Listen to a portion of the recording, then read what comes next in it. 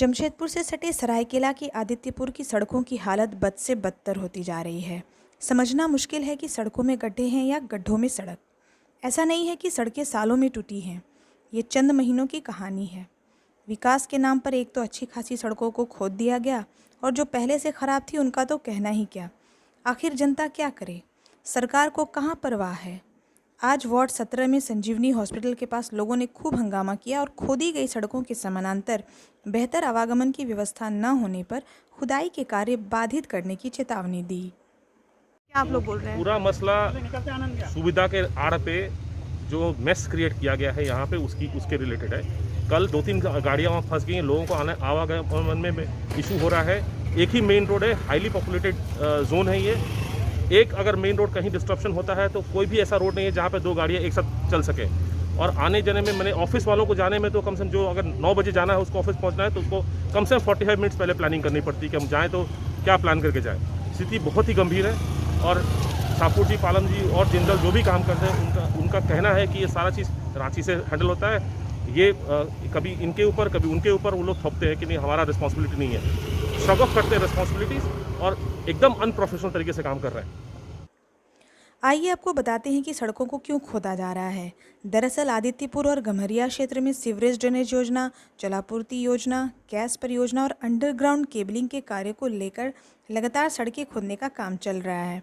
एक योजना का कार्य पूरा होता नहीं कि दूसरी योजना शुरू कर दी जाती है।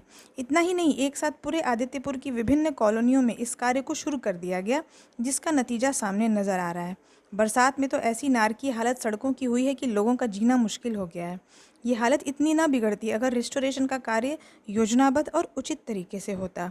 सोशल मीडिया में और मीडिया में मामला लगातार आने के बाद भले ही प्रशासन और जनप्रतिनिधियों की नींद खुली है और काम में लगी एजेंसियों को फटकार लगाने के साथ साथ उचित निर्देश भी दिए जा रहे हैं, लेकिन ज़मीनी धरातल पर उतरें तो नज़ारा कुछ और ही नज़र आता है कि फ़ायदा कुछ भी नहीं होता है और लोग आज भी परेशानी में जी रहे हैं।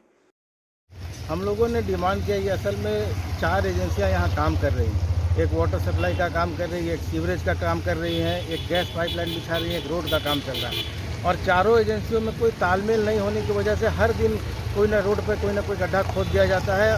स्कूली बच्चों को दिक्कत हो रही है, ऑफिस जाने वालों को दिक्कत हो रही है, पैदल से लेकर गाड़ी वाले कोई इस रोड पर चलने में कतराते हैं और कोई न कोई वैकल्पिक व्यवस्था भी नहीं की गई इस रास्ते पर जाने के लिए। तो हमने आज काम बंद करवाया उस मोहल्ले के लोगों ने और हमने ये कहा है कि जब तक हमें कोई वैकल्पिक रोड नहीं देंगे आप चलने के लायक, तब तक ये काम बंद कर दीजिए आप लोग, क्योंकि जनता का काम जो है जनहित का काम कर रहे हैं तो जनता के कॉस्ट पे नहीं होना चाहिए। विकास का काम जनता की कीमत पर नहीं होना चाहिए, जनता के लिए होना चाहिए, जनता की भलाई के लिए होना चाहिए। तो जब तक यहाँ पर कोई वैकल्पिक रास्ता नहीं दिया जाएगा, हमने एजेंसियों से कहा है कि आप काम बंद कर दीजिए।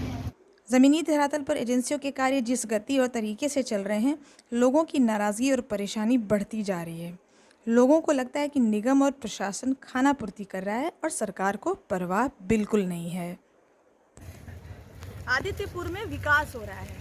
3-3, 4-4 कंपनियां मिलकर इस विकास कार्य को ऐसे अंजाम दे रही हैं कि लोग त्राहिमाम कर रहे हैं और इस काम का कोई अंत दिखता भी नहीं है।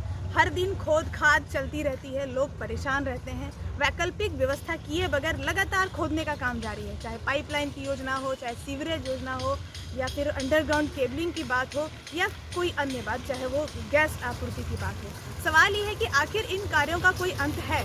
और मैं जहाँ खड़ी हूँ इसकी हालत तब ये है जब खुद कुछ दिनों पहले डीसी यहाँ निरीक्षण करने को आए थे। तो जब ट्वीट होता है लोग निरीक्षण करते हैं, जब मीडिया में खबर चलती है लोग निरीक्षण करते हैं और नतीजा ढाक के 3 पार।